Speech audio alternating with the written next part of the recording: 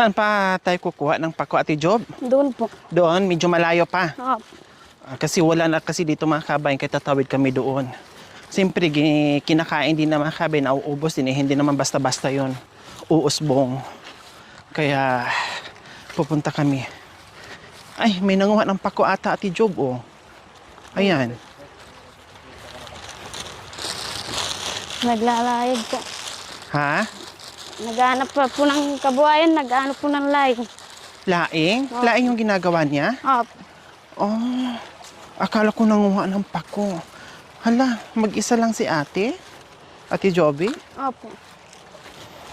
Kasi may mga gabi kasi dito, Ate Jovi, ano? Opo. Pwede pala to pang laing ganito? Saan po? Ito? Opo. Laing. Hello, ate! Laing po yan. Wow, ang sipag mo naman. Mag-isa lang kayo dito? Grabe naman si ate. Teka nga, mamaya na tayo, Ate Jovi. Kausapin muna natin si ate. Ate, pwede malagyan kita ng mic? Ha? Ito? Pwede? Opo. Oh, sige, kabit lang natin. Grabe ang tiyaga, ang sipag ni ate dito, oh. Wow, nangalahating sako na yung ano niya, panglaing mga kabayan. Oh. Anong pangalan mo? Laina po. Ha? Laina po. Laina? Opo. Ano to, Ate Laina? Pangbenta mo? Ibebenta. Pangkain? Ibebenta po. Diyos ko mga kabayan, galing kami doon sa kabila, no, ni Ate Jovi. Tapos, nag-igib, tapos papunta doon sa kabilang bundok para manguha sana ng pako. Nadaanan namin sa Ate Laina. No, may mga gabi dyan. Ayun, may mga gabi din. Ito pala ay kinukuha niya para pangbenta. Magkano na may isang sako, Ate Laina? Ano po? 200 po. 200, kailangan mong punuin to? Opo. Saan mo bibit-bitin? Pupunta Doon pa ng... sa ano po? Sa Pangarnan po. Sa bayan? Opo. Diyos ko, ako na may nahabag dito sa sitwasyon ni Ate Laina. Napakasipag naman. Hindi ko akalain mga kabayan na pagliko namin ni Ate Jovi ay ito ang makikita ko. So lahat dito mga kabayan, no, ay pati ito, or maliliit pa. Maliliit pa po. Pinipili mo yung malalaki. Opo. May asawa na si Ate Laina? Opo. Ilan ang anak mo? Wala man po. Ay, wala pa. Bakit ilang taon ka na? Mga ano po? 25 po. 25? 25 years old ka lang. Opo. Wala pang anak. Opo. 3 taon na ano po. Nasaan ang bahay nyo? Malayo pa po. Talagang bumaba ka dito para lang manguha ng gabi para may maibenta. Opo. Anong trabaho ng mister mo, Ate Laina? Ano po? May extra na magpapatrabaho po. May trabaho siya ngayon. Opo. Minsan wala. Walang trabaho po. Anong trabaho niya? Nagpuputol ng kahoy po. Yan, hindi ka natatakot dito, Ate Laina? Hindi po. Sanay na pong ng ano po. Na ito ang ginagawa mo. Opo. Anong oras ka pa nandito? Kanina po, bandang alas 5 pong nagkuha ng ano po, lahing. Alas 5 ng umaga? Opo. Kaya pala kay dami-dami na nitong nakuha mo. Kasi hindi basta-basta anuhin yan. Hindi basta-basta maglinis ng ganyan. Opo, mahirap Mahirap. mag-imay ng lahing po. Paano yung tanghalian yung mamaya-maya? May ano po, Nagbaon kayo? nagbawa. Anong ulam nyo? Yung patani po. Hindi pa kayo kumain? Ano? Kumain na po kanina. Ay, kumain na. Kaninang umaga. Pero O hindi tanghalian nyo? Hindi Mamaya pa. pa. Opo. Diyos ko mga kabayan. Grabe no. Isang sako, 200 pesos. Tapos dadalhin pa niya doon sa bayan. Lalakarin pa for sure. Kasi kung ipamasahe, magkano din ang bayad. Kaya kailangan lakarin para buo yung 200 na makukuha o maibili nila ng pangangailangan nila. Ito mga dahon, Ate Laina, anong gamit nito? Pwede dito. Opo. Hindi nyo ito iiwan, siniperit nyo lang. Opo. So, ang ibenta mo mamaya, isang ganyan na may kasama ding mga dahon Opo. niya. Isa lang yung paglalagyan. Isa lang. Opo. So, pagkatapos nito, okay na to. Opo. Kasi Isama mo tong mga dahon. Opo. So, 200 na po yan. Opo. Wow, may ano yung kamay mo. Oh, pakiganon nga. Oh, may kambal. Yung daliri. Yung malaki pa. Swerte ka, yayaman ka balang araw, Ate Laina. Basta sipag at tiyaga lang. Opo. Diba? Kung hindi ka mag-diskarte po, wala. Matay kang gutom. Pag hindi didiskarte. Opo.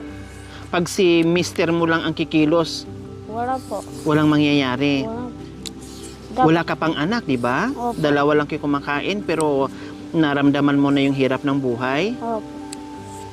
Kaya ba hindi mo na kayo nag-anak dahil hirap ng buhay o talagang hindi pa nakabuo? Hindi pa po nakabuo. Hindi pa nakabuo. Oh. Tapos, pag naibenta yan, Ate Laina, anong bibilhin mo dyan? Bigas po. Bigas. Anong ulam? Ano po? Kaya na tuyo po. Tuyo. Kasi pagkakasalan sa ano po. Yung pambi- 200 kasi mahal ang bigas. Sa 200, ilang kilo ang mabibili mong bigas? Ano po? 2 kilo po.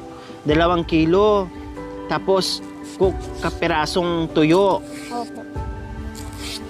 Sa bagay, ang tuyo, Ate Laina, masarap yon with laing. Iparty mo doon sa prito o inihaw na tuyo. Masarap na. Kaya lang sa mga tulad nyo dito sa kabundukan, no?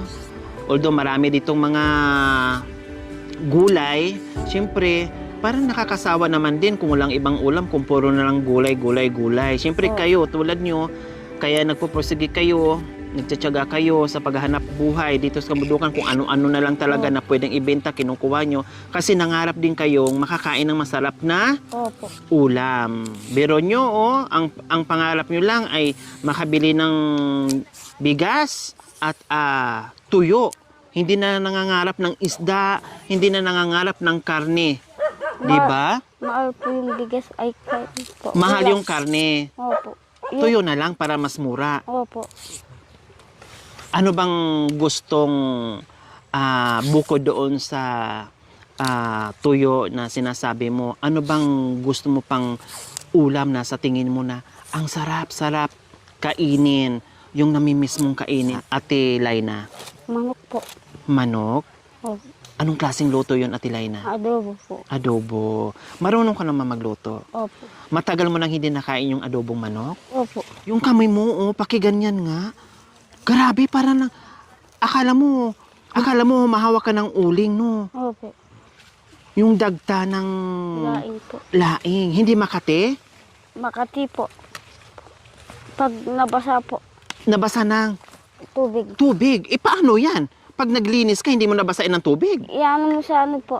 Sa bato? Opo. Tapos Clorox po.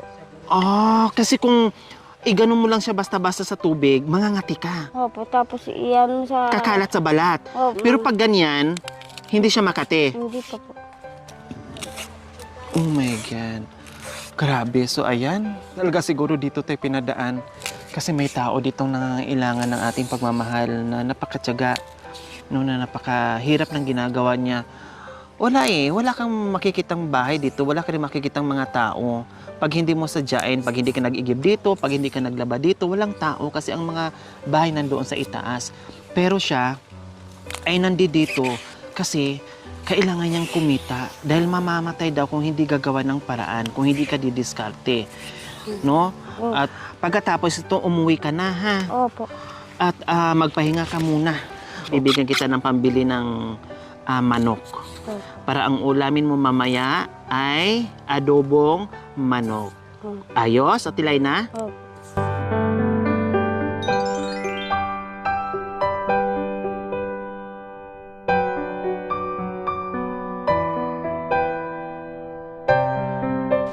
Salamat.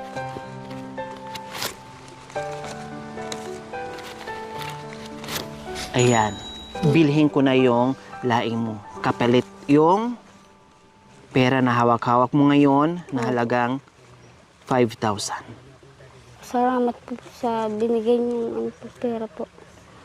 Para mayroon akong pambili ng ano po, bigas po. Kaulam po. Hindi lang 2 kilong bigas ang bibilhin mo. Bumili ka na ng isang sako. Okay. Sabi mo, importante ay nakaimbak na dyan yung iba pang ulam-ulam nyo at yung iba pang gusto nyong bilhin, Ate Laina. Opo. Magkano yan, Ate Laina? Pakibilang nyo nga po. Hindi ko po marunong po. Hindi kayo marunong. Sige. 500 to ha. Tig pa 500 yan, Ate Laina. Dalawa po. O, tama. 2,000. Tapos, Tatlo po. 3, tama. 4 po. 4. Ano po? O, magkano lahat? 1,500 po. 5,000. 5,000. O, kasi sabi niya kanina, hindi daw siya marunong magbilang kaya hindi niya binilang. No, so ngayon, pinaulit natin at 1, 2, 3, kaya naman niya. Kailang pagbuuhan na, hindi na niya kaya. Kawawa mga kabayan. Sana sa mga buyer na honest din, syempre sa mga tulad nila na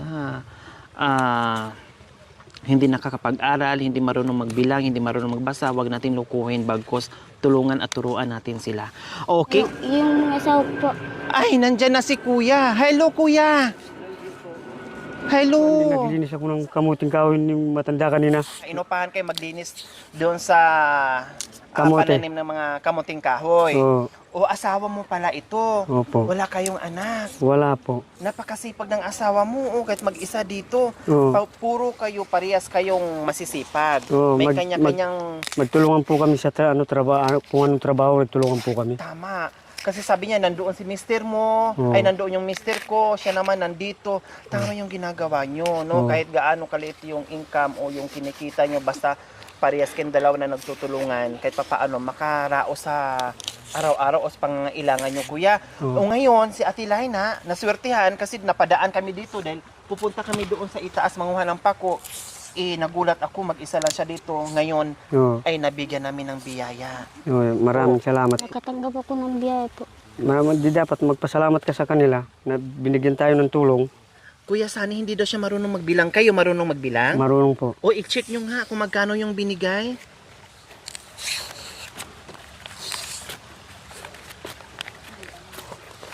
₱5,000 po. 5,000. Opo. O, yung 5,000, ibili nyo ng bigas, Oo. ibili nyo ng pangangailangan nyo, Opo. at bibili kayo ng manok Opo. para i-adobo ni Ate Oo. Laina. Opo. Ayan. Maraming salamat po sa walang sawang pagmamahal. Love from Ma'am Fee Bansagan and Sir Doy Bansagan from Toronto, Canada. Maraming salamat po sa inyong ginito ang puso. Naway pagpalain po tayo ng Panginoong Diyos sa araw-araw. Naway bigyan po tayo ng kalakasan ng katawan sa araw-araw. Naway bigyan pa po tayo ng mahabang buhay. Pang sa ganon, marami pa tayong mabigyan na tulad nila. So mga kabayan, huwag niyo pong kalimutan, pakishare, subscribe sa aking YouTube channel, Lori Aquino Talita. Maraming salamat po. God bless us all. Bye, Ate Laina and Kuya Sani. Sir Doy, auntie, malaking tulong sa akin po yung binigay niyo ng pera po. Bili na akong bigas sa tsaka ulam po. Sir Doy and Nancy, maraming salamat po sa tulong niyo po sa amin.